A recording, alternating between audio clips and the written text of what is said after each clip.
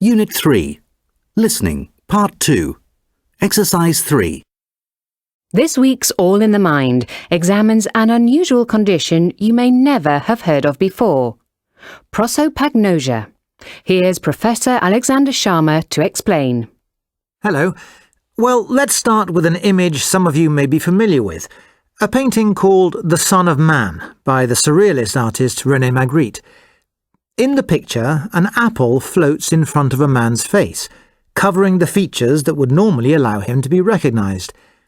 The painting perfectly illustrates the concept of prosopagnosia, or face blindness. Unit 3. Listening, Part 2. Exercise 4. This week's All in the Mind examines an unusual condition you may never have heard of before. Prosopagnosia. Here's Professor Alexander Sharma to explain. Hello. Well, let's start with an image some of you may be familiar with. A painting called The Son of Man by the surrealist artist René Magritte. In the picture, an apple floats in front of a man's face, covering the features that would normally allow him to be recognized. The painting perfectly illustrates the concept of prosopagnosia, or face blindness. To people with this condition, as soon as someone leaves their sight, the memory of that person's face is blank, or at best, a set of jumbled features. Face blindness is a little like tone deafness. The tone can be heard, or the face seen, but distinguishing between different tones or faces is nearly impossible. The effects of prosopagnosia can be so bad that people severely affected can't recognize their own parents or children. If we understood how the normal brain recalls faces, we'd be well on the way to understanding this strange disorder. It might also help us to understand human evolution, since the ability to recognize faces is more or less equal to the ability to recognize individuals. This ability helps to hold society together, and has enabled human beings to develop a complex culture which is unique in the animal kingdom.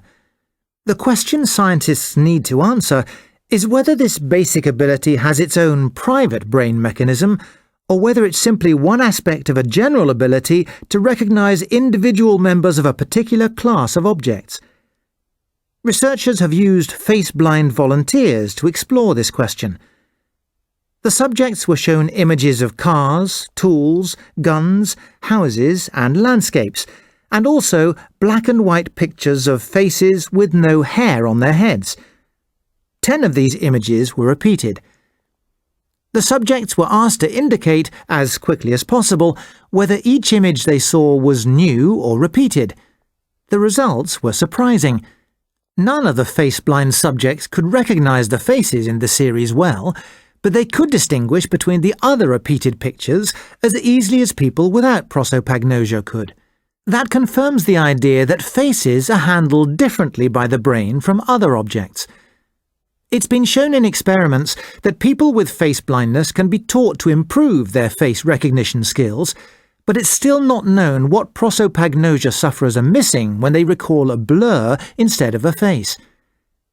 This is not to say that prosopagnosia has no advantages. As one person with the condition writes on her website, "You can wake up in the morning and pretend you don't know your own kids.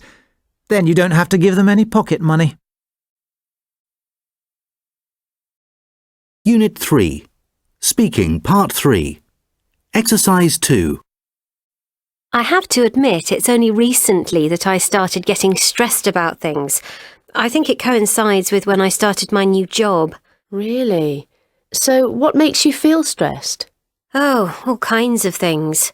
Obviously having too much to do, not having enough time to do everything they want me to do.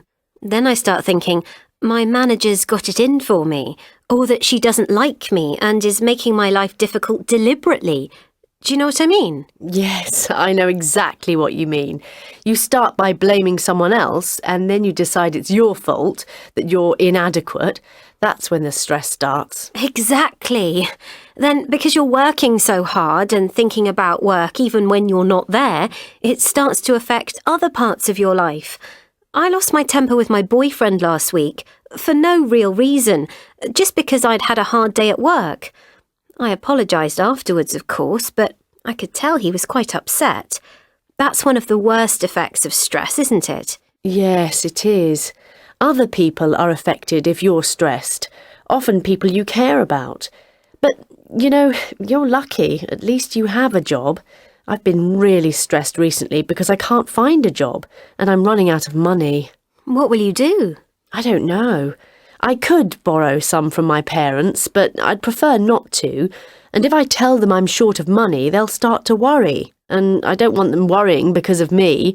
That'll make everything worse, and I'll get even more stressed. It's a vicious circle. So what do you do if you're feeling stressed? Well, I thought about going to the doctor and asking for some pills, but then I thought there must be better ways of dealing with it than drugs. So if I'm feeling particularly stressed after a day at work, I do one of two things. Either I phone a friend and suggest we go out for the evening, or I go to the gym. What about you?